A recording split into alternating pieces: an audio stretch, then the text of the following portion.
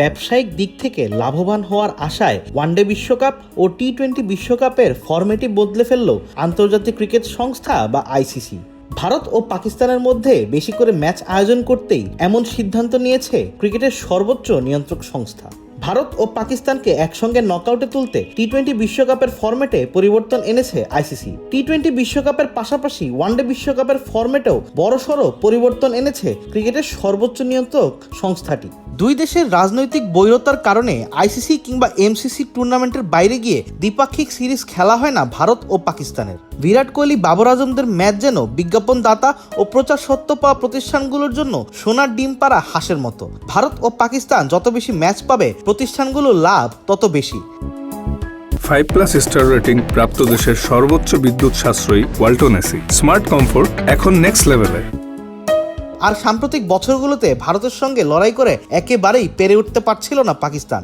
এমন পরিস্থিতিতে বেশিরভাগ সময়ই নকআউটে মুখোমুখি হয়নি ভারত পাকিস্তান। বিবিসি স্পোর্টস জানিয়েছে, ভারত ও পাকিস্তানের মধ্যকার যেন বেশি ম্যাচ হয়, সেজন্য টি-20 বিশ্বকাপের ফরম্যাটটাই বদলে ফেলেছে আইসিসি। পুরাতন নিয়মে 5টি করে দল নিয়ে 4টি গ্রুপ করা হতো, কিন্তু নতুন ফরম্যাট অনুযায়ী টুর্নামেন্টের 20 দলকে মোট 5টি গ্রুপে বিভক্ত করা হবে, যেখানে প্রতি গ্রুপে থাকবে 4 দল। প্রতি গ্রুপ থেকে পয়েন্ট টেবিলের সেরা 2 দল খেলবে পরের রাউন্ডে। পুরাতন নিয়মে দ্বিতীয় রাউন্ড হতো সুপার 8-এর নামে, তবে এখন সেটার নাম বদলে করা হয়েছে সুপার 10। 5টি করে দল নিয়ে 2টি গ্রুপ করা হবে। প্রতি গ্রুপের পয়েন্ট টেবিলের শীর্ষে থাকা 2 দল সরাসরি সেমিফাইনাল খেলবে, আর গ্রুপের দ্বিতীয় ও তৃতীয় দল নিয়ে হবে এলিমিনেটরে যারাই জিতবে, তৃতীয় ও চতুর্থ দল হিসেবে সেমিফাইনাল খেলবে তারা। পরবর্তীতে সেমিফাইনালে জেতা 2 দলকে নিয়ে হবে টি-20 বিশ্বকাপের ফাইনাল। ওয়ানডে বিশ্বকাপের নিয়মেও এসেছে বেশ কয়েকটি পরিবর্তন। নতুন ফরম্যাট অনুযায়ী রাউন্ড 1-এ খেলবে 12, 13 ও 14 নম্বর দল।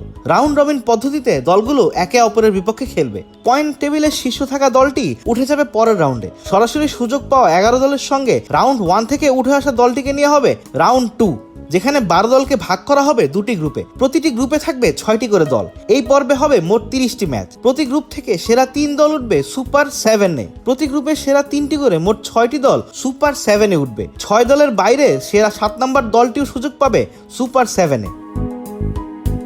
রাউন্ড রবিন পদ্ধতিতে দলগুলো একে অপরের বিপক্ষে খেলবে, যেমনটা হয়েছে 2019 ও 2023 বিশ্বকাপে। 21 ম্যাচের সুপার 7 রাউন্ড শেষে সেরা 4টি দল সুযোগ পাবে সেমিফাইনালে। পরবর্তীতে সেমিফাইনালে জয়ী 2 দলকে নিয়ে হবে ওয়ানডে বিশ্বকাপের ফাইনাল।